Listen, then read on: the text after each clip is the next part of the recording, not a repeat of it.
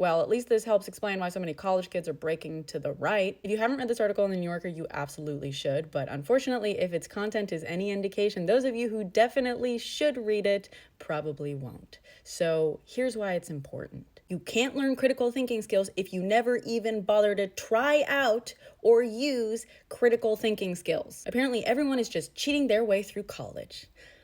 And by the way, if this doesn't get corrected, Gen Z, you're not going to have a leg to stand on when no one's hiring you. I know what part of the argument is. Back in my day, a lot of people's resistance to learning complex math was, when am I ever going to use this in my real life? When am I ever not going to have a calculator? How many jobs require a 5-paragraph essay? The issue isn't just people not learning the topic that is, for their specific specialty. It's not just that we're going to have uneducated doctors, lawyers, programmers, even teachers, scarily enough. Because sure, you can pop symptoms into WebMD, and the legal field is all about referencing existing case law. But just about everyone who's ever taken their college education seriously will tell you that college was not just about the degree they earned. It was about learning critical thinking skills, the practical learning skills that they had to use. Ironically, just a few days ago on my live stream, I was being asked about how my mind works, and I pulled out this book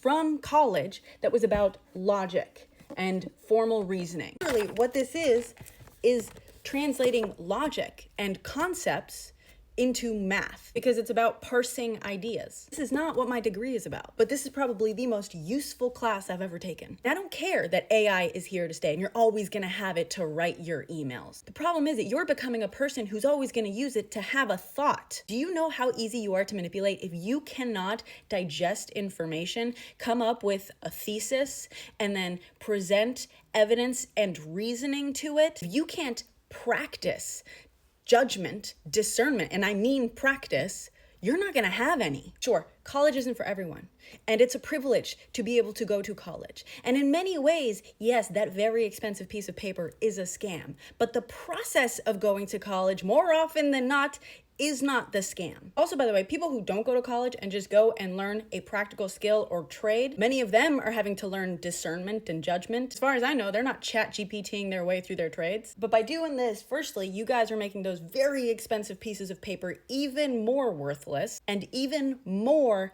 just an indication of exactly how much money your parents have. But now you're also just squandering the opportunity that the process of getting that piece of paper is giving you. For years, I have said that there's an issue in the film industry where there are so many people who don't want to write, they want to be a writer.